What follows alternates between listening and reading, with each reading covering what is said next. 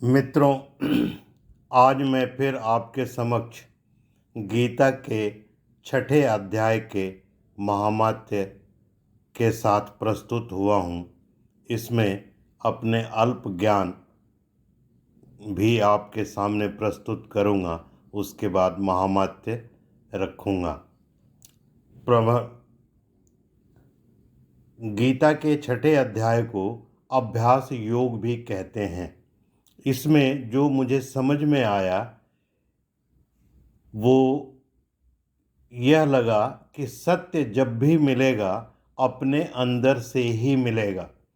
आत्मा ही हमारा सबसे बड़ा मित्र है और सबसे बड़ा शत्रु भी। जब हम उसके उत्थान के लिए कार्य करते हैं तो वो हमारा मित्र होता है, और जब हम उसके उत्थान के लिए कार्य नहीं कर रहे होते हैं तो वो हमारा शत्रु भी होता है। हमें आत्मा के उत्थान के लिए समय निकालना आवश्यक है।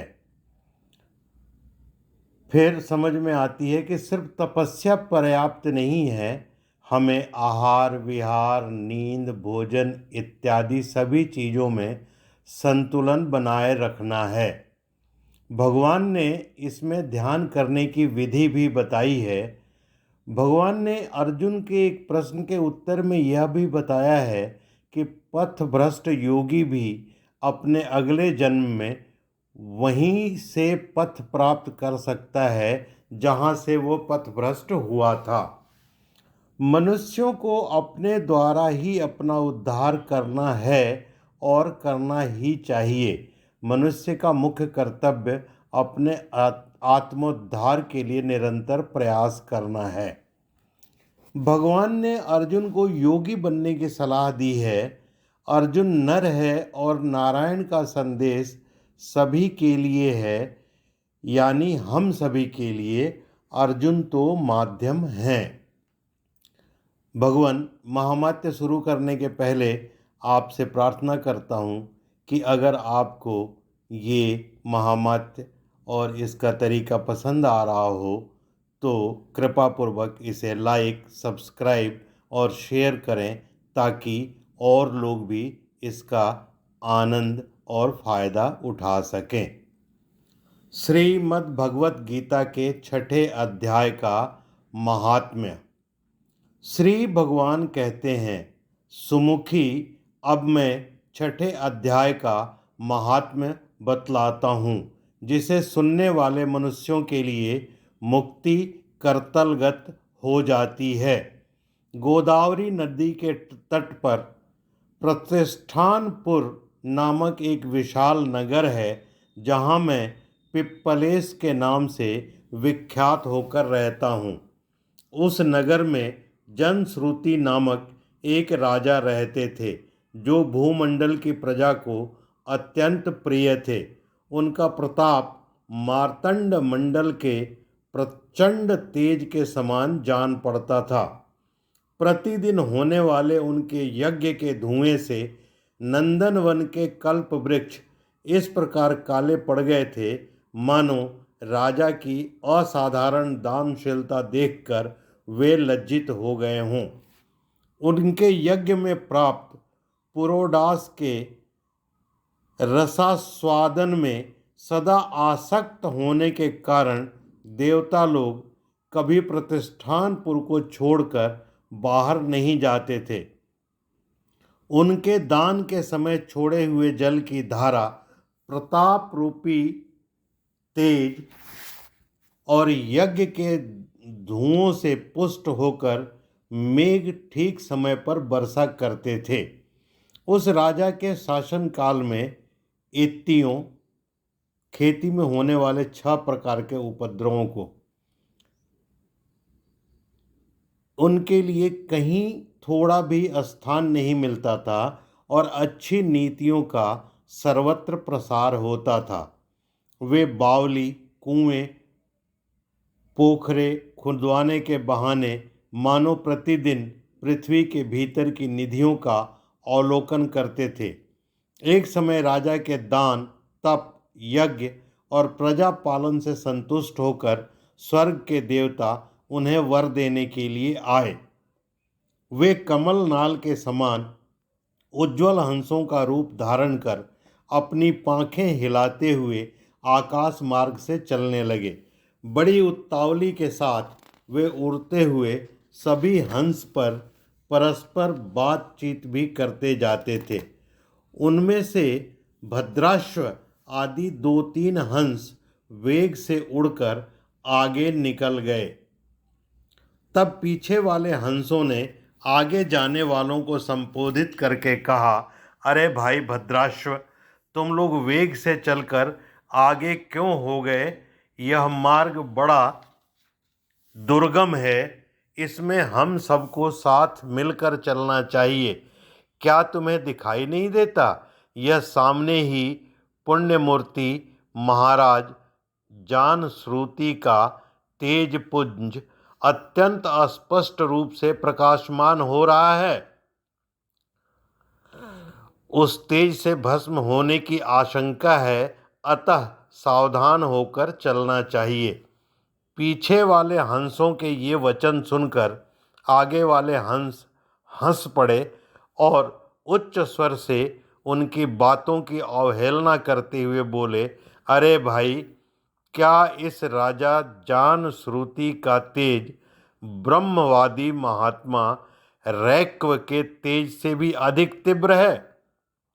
हंसों की ये बातें सुनकर राजा जान श्रुति अपने ऊंचे महल की छत से उतर गए और सुखपूर्वक आसन पर विराजमान हो अपने सारथी को बुलाकर बोले, जाओ महात्मा रैक्व को यहाँ ले आओ। राजा का यह अमृत के समान वचन सुनकर मह नामक सारथी प्रसन्नता प्रकट करता हुआ नगर से बाहर निकला। सबसे पहले उसने मुक्तिदायिनी काशीपुरी की यात्रा की। वहाँ जगत के स्वामी भगवान विश्वनाथ मनुष्यों को उपदेश दिया करते हैं। उसके बाद वह गया क्षेत्र में पहुँचा, जहाँ प्रफुल्ल नेत्रों वाले भगवान गदाधर संपूर्ण लोकों का उद्धार करने के लिए निवास करते हैं। तदंतर नाना तीर्थों में भ्रमण करता हुआ सारथी पापनाशिनी मथुरा नगरी में गया। यह भगवान श्री कृष्ण का आदि स्थान है, जो परम महान एवं मोक्ष प्रदान करने वाला है। वेद और शास्त्रों में वह तीर्थ त्रिभुवनपति भगवान गोविंद के अवतार स्थान के नाम से प्रसिद्ध है। नाना देवता और ब्रह्मर्षि उसका सेवन करते हैं। मथुरा नगर कालिंदी के किनारे शोभा पाता है। उसकी आकृति अर्धचंद्र के समान प्रतीत होती है। वह सब तीर्थों के निवास से परिपूर्ण है। परम आनंद प्रदान करने के कारण सुंदर प्रतीत होता है। गोवर्धन पर्वत के होने से मथुरा मंडल की शोभा और भी बढ़ गई है। वह पवित्र वृक्षों और लताओं से आवृत है। उसमें 12 वन हैं। वह परम पुण्यमय तथा सबको विश्राम देने वाले श्रुतियों के सारभूत भगवान श्री कृष्ण की आधार भूमि है।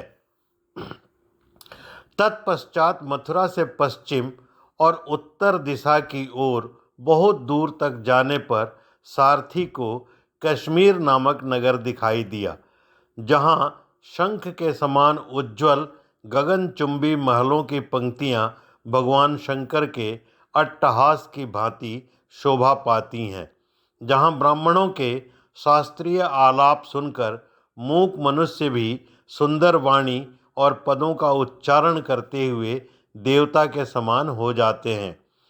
जहाँ निरंतर होने वाले यज्ञ धूम से व्याप्त होने के कारण आकाश मंडल मेघों से घूलते रहने पर भी अपनी कालिमा नहीं छोड़ पाते। जहाँ उपाध्याय के पास आकर छात्र जन्मकालीन अभ्यास से ही संपूर्ण कलाएं स्वतः पढ़ लेते हैं, तथा जहाँ मणिकेश्वर नाम से प्रसिद्ध भगवान चंद्रशेखर देहधारियों को वरदान देने के लिए नित्य निवास करते हैं। कश्मीर के राजा माणिक्येश ने दिग्विजय में समस्त राजाओं को जीतकर भगवान शिव का पूजन किया था, तभी से उनका नाम माणिक्येश्वर हो गया था। उन्हीं के मंदिर के दरवाजे पर महात्मा रैक्व एक छोटी सी गाड़ी पर बैठे अपने अंगों को खुजलाते हुए वृक्ष की छाया का सेवन कर रहे थे। इसी अवस्था में सारथी ने उन्हें देखा। राजा के बताए हुए भिन्न भिन्न चिन्हों से उसने शीघ्र ही रैक्व को पहचान लिया और उनके चरणों में प्रणाम करके कहा, ब्राह्मण, आप किस स्थान पर रहते हैं? आपका पूरा नाम क्या है? आप तो सदा स्वच्छंद विचरने वाले हैं, फिर यहाँ किस लिए ठहरे हैं? इस समय आपका क्या करने का विचार है? सारथी के ये वचन सुनकर परम आनंद में निमग्न महात्मा रैक्व ने कुछ सोचकर उससे कहा, यद्यपि हम पूर्ण काम हैं, हमें किसी वस्तु की आवश्यकता नहीं है, तथापि कोई भी हमारी मनोवृत्ति के अनुसार परिचर्या कर सकता है। रैक्व के हार्दिक अभिप्राय को आदरपूर्वक ग्रहण करके सारथी धीरे से राजा के पास चल दिया। वहां पहुंचकर राजा को प्रणाम करके उसने हाथ जोड़ सारा समाचार निवेदन किया। उस समय स्वामी के दर्शन से उसके मन में बड़ी प्रसन्नता थी। सारथी के वचन सुनकर राजा के नेत्र आश्चर्य से चकित हो उठे थे। उनके हृदय में रैक्व का सत्कार करने की श्रद्धा जागृत हुई। उन्होंने 2 खच्चरियों से जुती हुई एक गाड़ी लेकर यात्रा की, साथ ही मोती के हार, अच्छे अच्छे वस्त्र और 1 सहस्त्र गौएं भी ले लीं। कश्मीर मंडल में महात्मा रैक्व जहाँ रहते थे, उस स्थान पर पहुंचकर राजा ने सारी वस्तुएं उनके आगे निवेदन कर दीं और पृथ्वी पर पड़कर साष्टांग प्रणाम किया। महात्मा रैक्व अत्यंत भक्ति के साथ चरणों में पड़े हुए राजा जानश्रुति पर कुपित हो उठे और बोले, रे शूद्र, तू दुष्ट राजा है, क्या तू मेरा वृतांत नहीं जानता? यह खच्चरियों से जुती हुई अपनी ऊंची गाड़ी ले जा। ये वस्त्र, ये मोतियों के हार और ये दूध देने वाली गौएं भी स्वयं ही ले जा। इस तरह आज्ञा देकर रैक्व ने राजा के मन में भय उत्पन्न कर दिया। तब राजा ने शाप के भय से महात्मा रैक्व के दोनों चरण पकड़ लिए और भक्तिपूर्वक कहा, ब्राह्मण, मुझ पर प्रसन्न होइए। भगवान, आप में यह अद्भुत महात्म्य कैसे आया?